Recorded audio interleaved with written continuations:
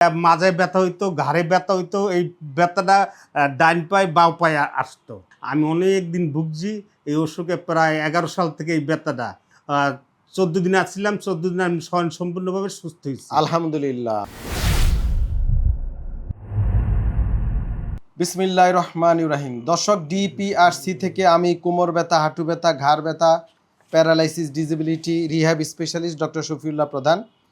আজকে আমার সাথে একজন বাংলাদেশের সিনিয়র সিটিজেন, গাজীপুর জেলার রুগী মুরব্বী, ওনার রোগ নিয়ে কথা বলবো এবং পাশাপাশি ওনার স্ত্রী, জি উনিও আমাদের রুগী। যেহেতু মহিলা মানুষ, উনি ক্যামেরার সামনে আসতে চায় না, আমাদের পিছনে আছেন, উনি থাকুক ওখানে। ওনার স্ত্রী এবং উনি এইভাবেই দলে দলে স্বামী স্ত্রী, ভাই বোন, দুই বোন, হ্যাঁ, চাচা চাচি, নানা নানি, খালা খালু, এরকম বন্ধু বান্ধব একসাথে ভর্তি হয়ে ডিপিআরসি থেকে রিহ্যাব করে ব্যথা কমায়, প্যারালাইসিস মুক্ত হয়ে বাড়িতে যায়। তো আমাদের আগে ওনার স্ত্রীর কথা বলি। ওনার যে সমস্যা ছিল, ওনার বয়স 50 বছর, ওনার সমস্যা ছিল কোমর ব্যথা, হাঁটু ব্যথা।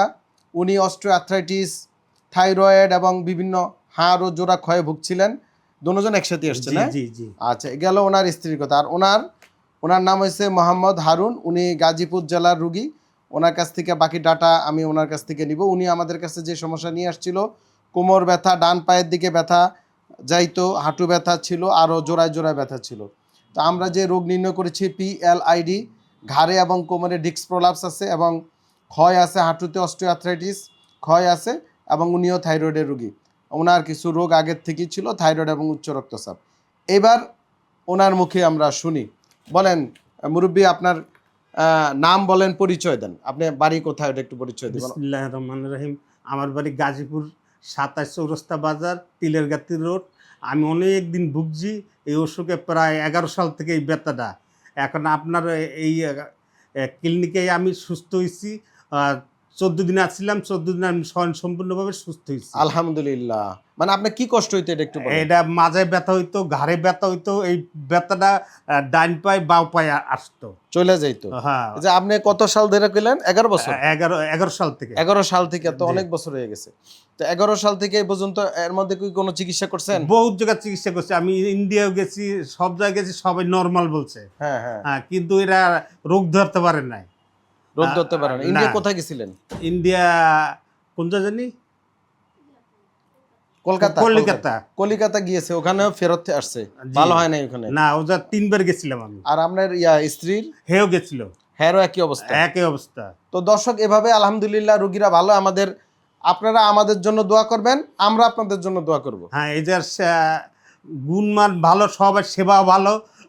যে আমাকে করছে ডাক্তাররা, খুব 3 বেলা এটা দেখছে, 3 বেলা হ্যাঁ রিসেপশনে সব কিছু পাইছি, সব কিছু সম্পূর্ণভাবে পাইছি আমরা তালাফি।